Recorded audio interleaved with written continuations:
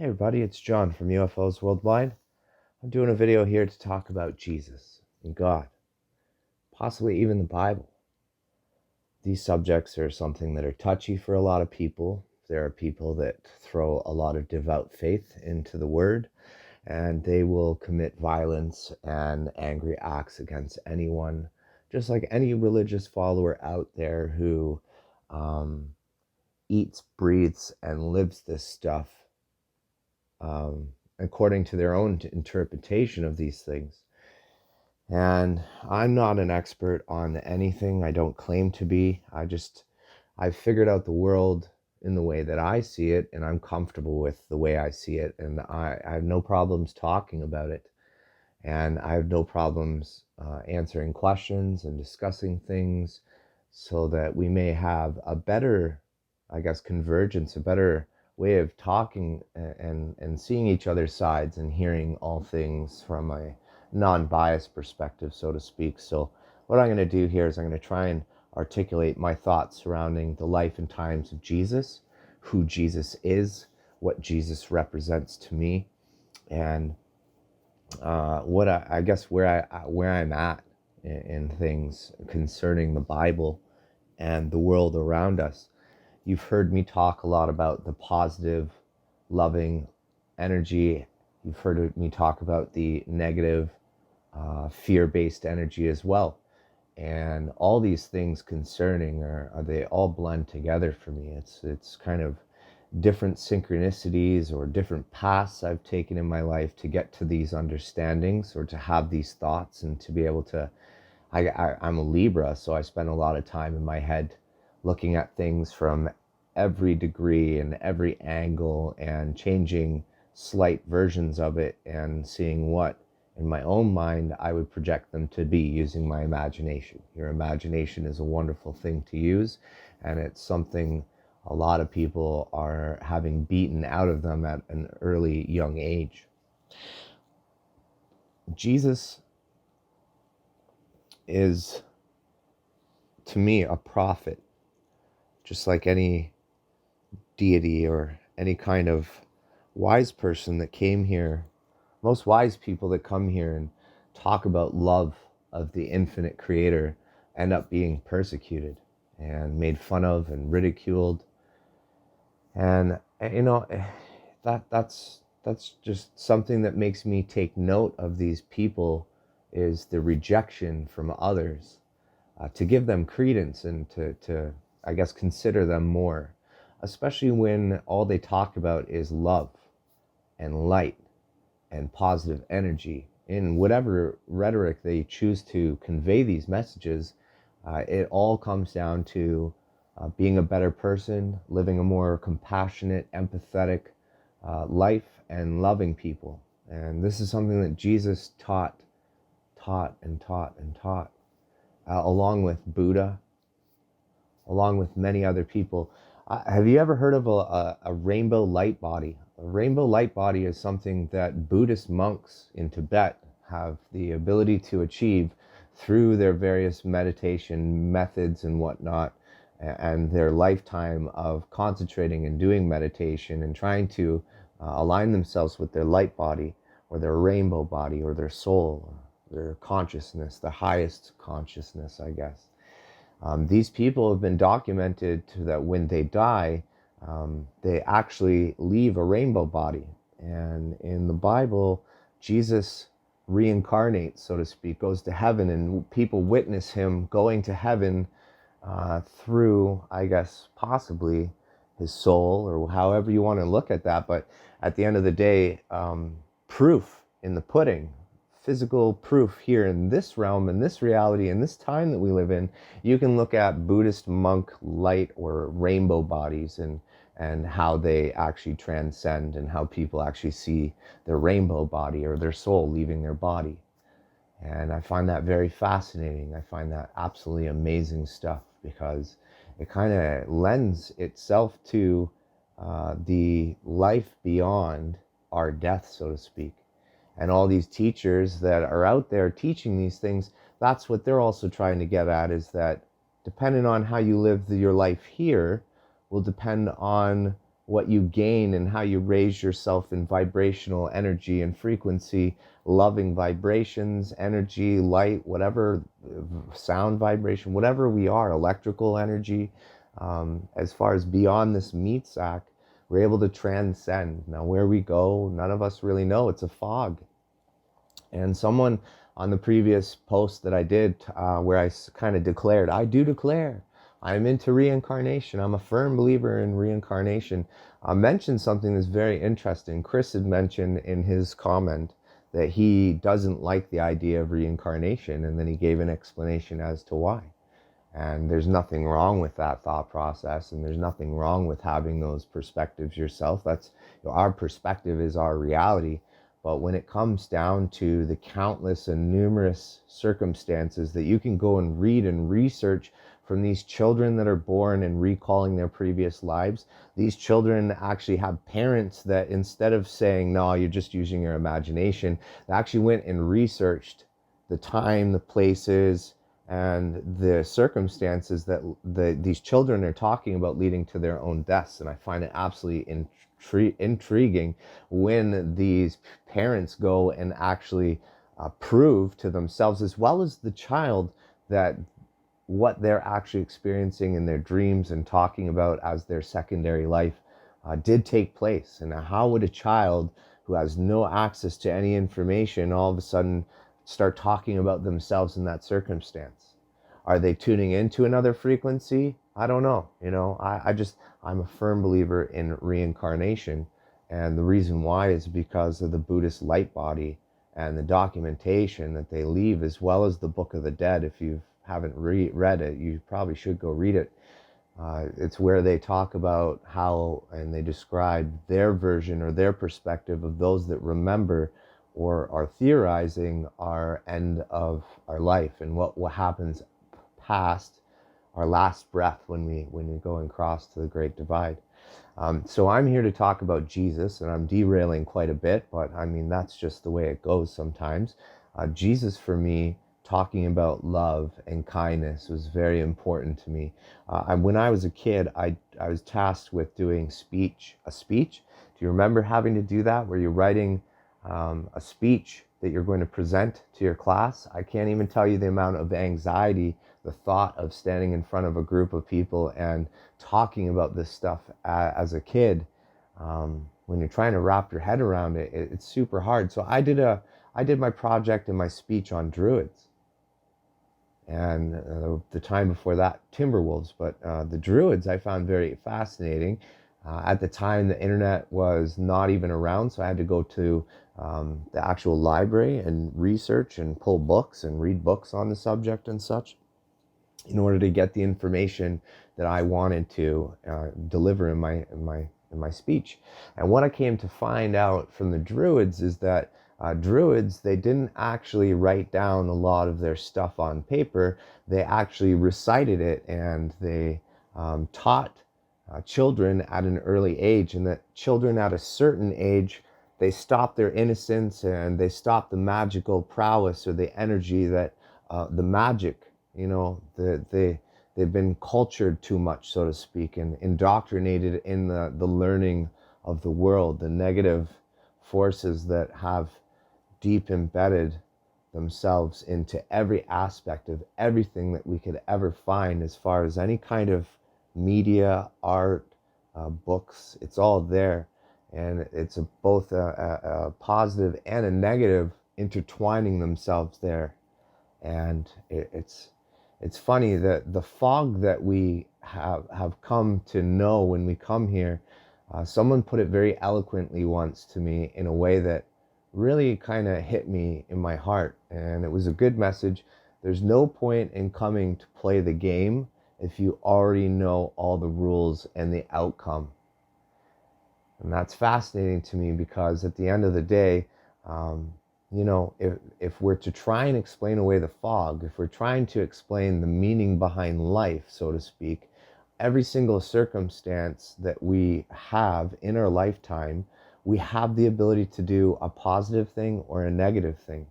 And however we choose to react in those circumstances will basically tell us what kind of energy we're operating on, or what kind of negative or positive wavelength we're operating on. And when we choose, and I find this to be very true for myself, I can't speak for anyone else, just speaking for me here, you guys. I find that when I'm on an emotional negative reaction to any circumstance I've ever had an emotional negative response to, I tend to lash out and act a fool, and do and say things that aren't quite normally myself. And that happens when I'm not observing things from the third person, so to speak, and I'm not analyzing things or trying to perceive them as both positive messages or negative messages. And at that point, I'm not consciously thinking about how to react in the most positive way. And thus, I react in a negative place, in a negative emotion. And that seems to be very true. I feel like it's the body. The body's very strong. I mean, we live in these bodies, and they do rule us to an nth degree, you know. So I mean, ultimately, when I find that the thralls of that to me is an emotional negative reaction, and the important thing is to try and always be further back analyzing it. So anyway, these druids, there they are, and I think it was 12 years old was kind of the cutoff time frame.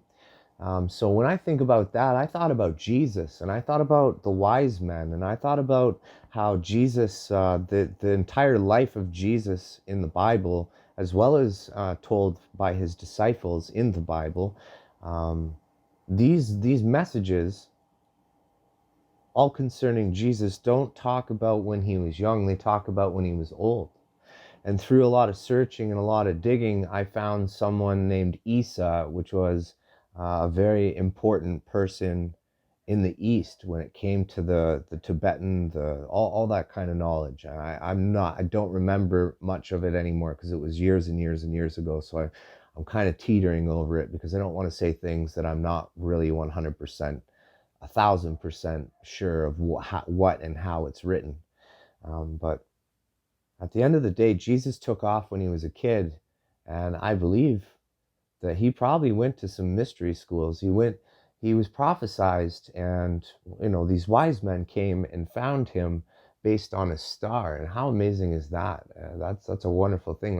That's like synchronicity times 1,000. Being led to this child, this special child, who some people say is immaculate conception.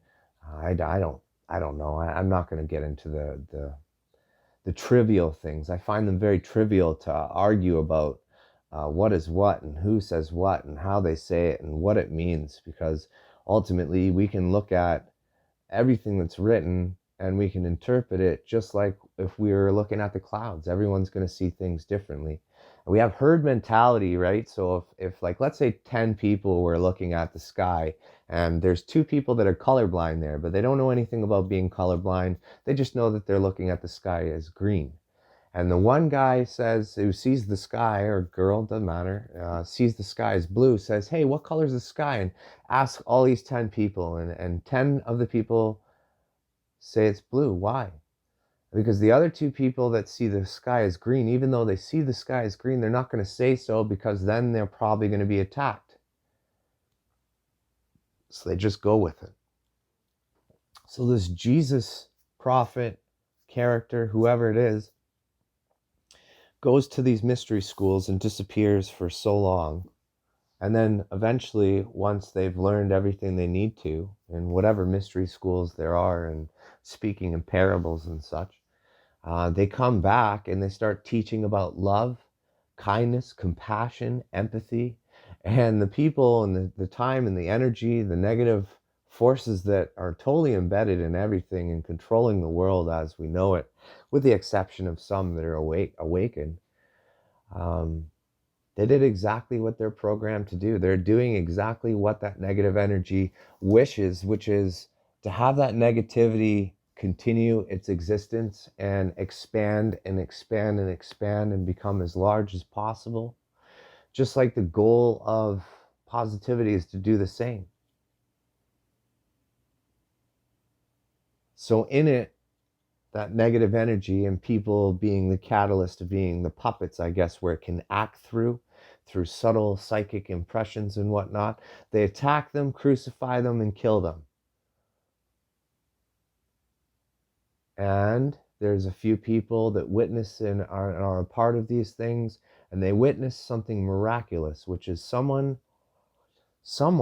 who potentially, from the very moment they are brought into conception, may have been steered by the most prominent spiritual teachers, educating that young child all the way through that young child's life to teenage years, to whatever the time period or the age that he was moving on and doing what he's doing in the Bible.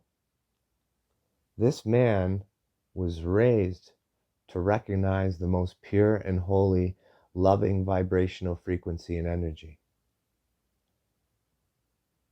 There are a lot of us that tune into this and then tune out, tune into this and tune out, and tune into this and tune out. But imagine if your teachers, your parents, the people who shaped your ideology of how the world is, imagine if they just taught you to recognize positive and negative energy.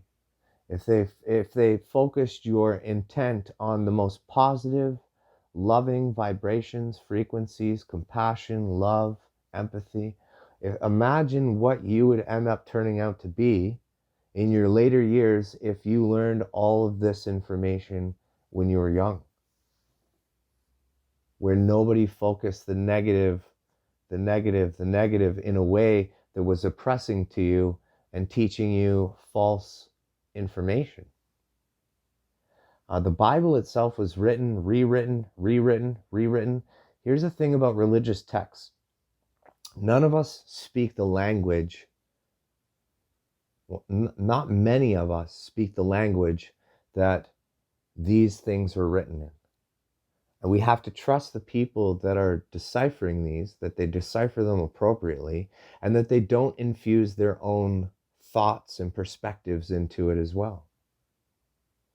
And that goes for any archaeologist, that goes for the spans of any language, any written language, any language spoken that we no longer know now, today. And that's where a lot of this information comes from. So you have to trust the people. Again, it comes down to, is it a positive message or a negative message that we're receiving? Is it a positive message or a negative message that we're being taught? You know, your perspective is your reality, and your reality is just that. It's the world you're manifesting through your own self, so to speak. So I find Jesus very fascinating. I find the Bible very fascinating. I find Genesis very fascinating. I find that God in the Bible has a lot of human traits. There's a lot of worship me, only me, only me. God is not a person, and God is not an entity. God is energy, sound energy, vibrational energy, light energy. I don't know what you want to call it, but at the very rudimentary, I guess, scientific model of everything that exists in this plane, in this realm that we live in. And forgive me again if you're offended by the rhetoric I'm using. I'm sorry, I'm not. I graduated high school and I barely cared about that. Just did what I needed to get through, like a lot of people. But when it comes down to it, you guys, the infinite, when you break everything down, there's just little balls of energy floating around, and inside that ball exists nothingness, positive energy, and negative energy. That's it. And I feel fundamentally that represents, that energy, all encompassed, represents the infinite creator. Therefore, to me, the infinite creator is not God, so to speak, in the Bible.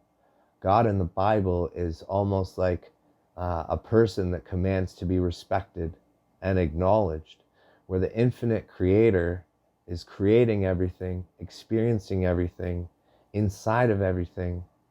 And that's what these spiritual teachers are trying to bring apart, the conscious thought process that is such. But then it becomes perverted by the people that are actually documenting this and writing this as the story How excited would these people that compiled these texts and wrote them and the way they interpreted them and perceived them would be to know that everyone or half of the world actually followed their teachings.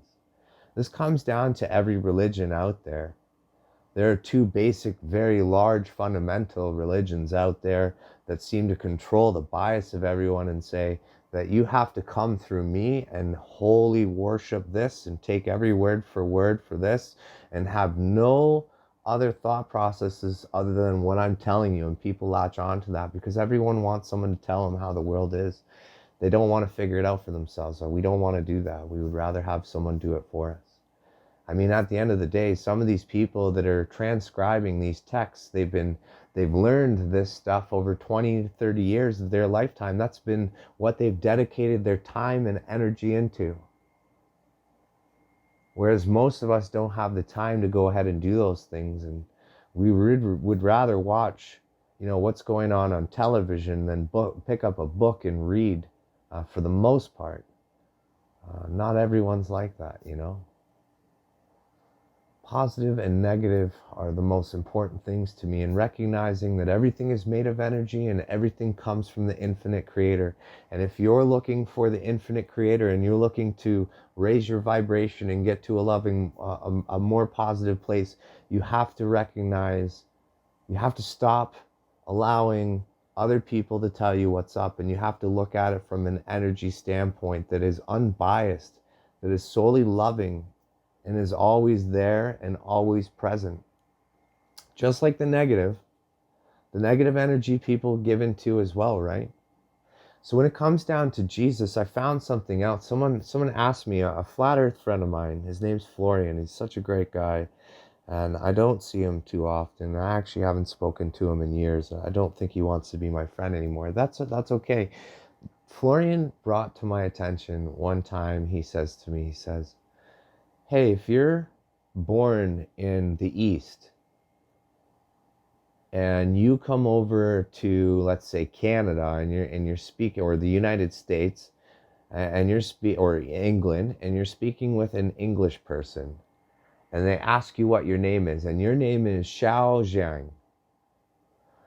Oftentimes, that person, Xiao Zhang, it's just a made-up name, might call themselves Bob, just for the simple sake of the dialect being easier to understand. Save themselves a couple seconds of repeating themselves. When you think about the name Jesus and you start looking into the actual language of the day, you find out that Jesus actually the name actually might be Yahshua. And that Jesus is more a bastardized Americanized English perversion of the namesake. I also find it very fascinating that in the Bible, in Genesis, there's an expose about the tree of knowledge and how Adam and Eve eat from this tree of knowledge.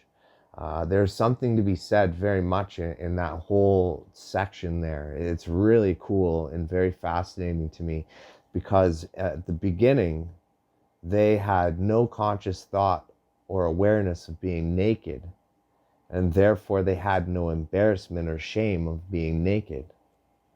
So that tells me, just like a child being born, right? We're born naked, we just get right out into the light, getting spanked, being hung upside down. What the hell's going on? Where am I? We don't know what we're thinking at that time. I'm just speculating. But we're pure. We don't have anyone having any influence whatsoever or any programming into us. We're just a pure energy, a pure form. We're naked. We don't care.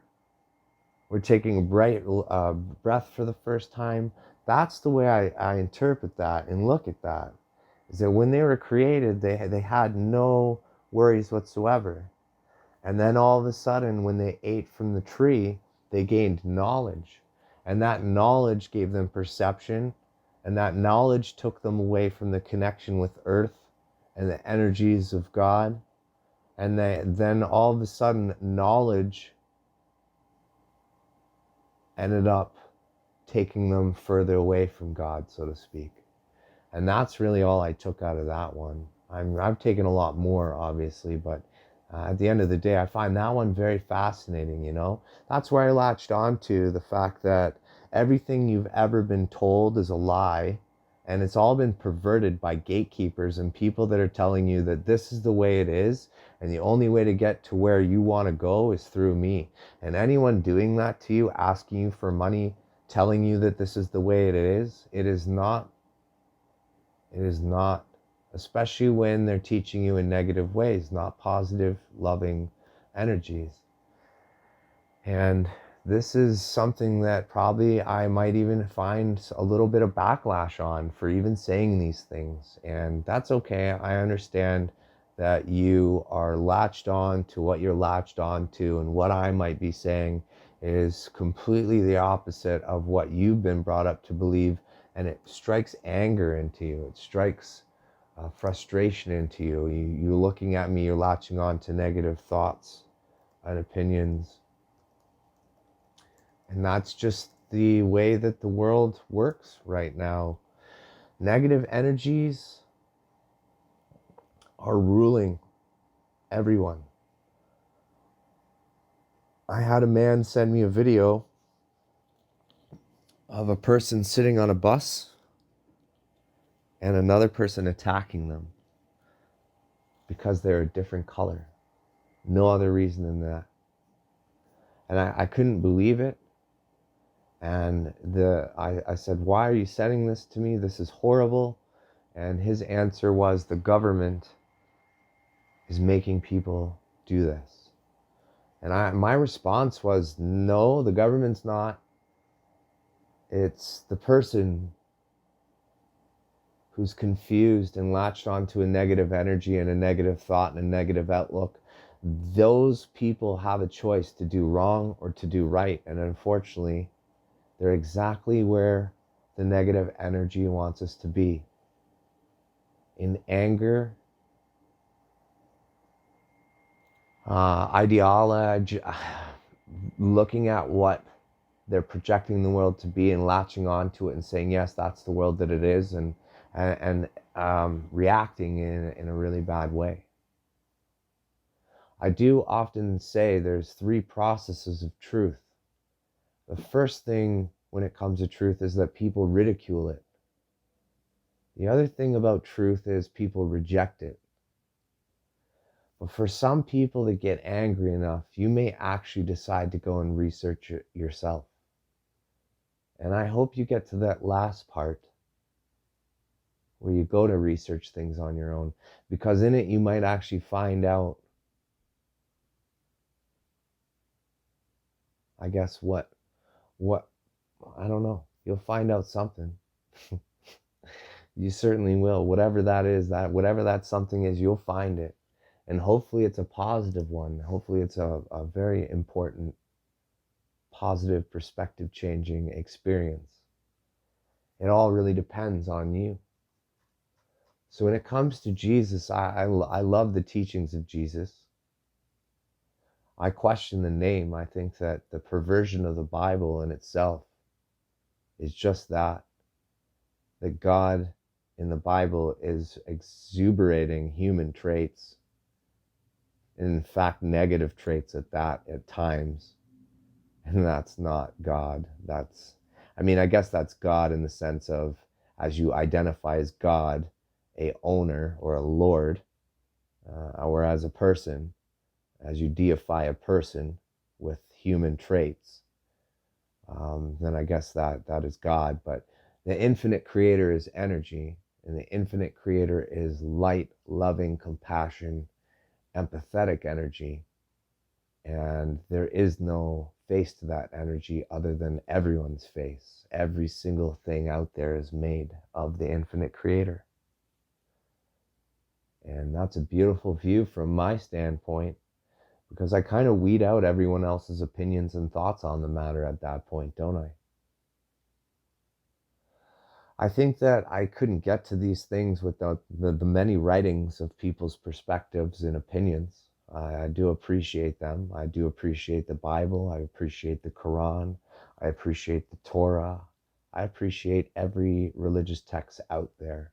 But what I don't do is place 1000% faith in what is being said, because in it we have to understand that the ego of humanity is real. The ego of each person is very real, and that ego is sometimes going to persuade or change things in the perspective of the beholder, so to speak, right?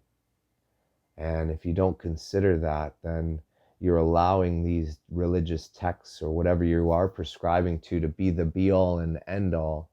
And you're not recognizing that everything can be perverted by both positive and negative energy.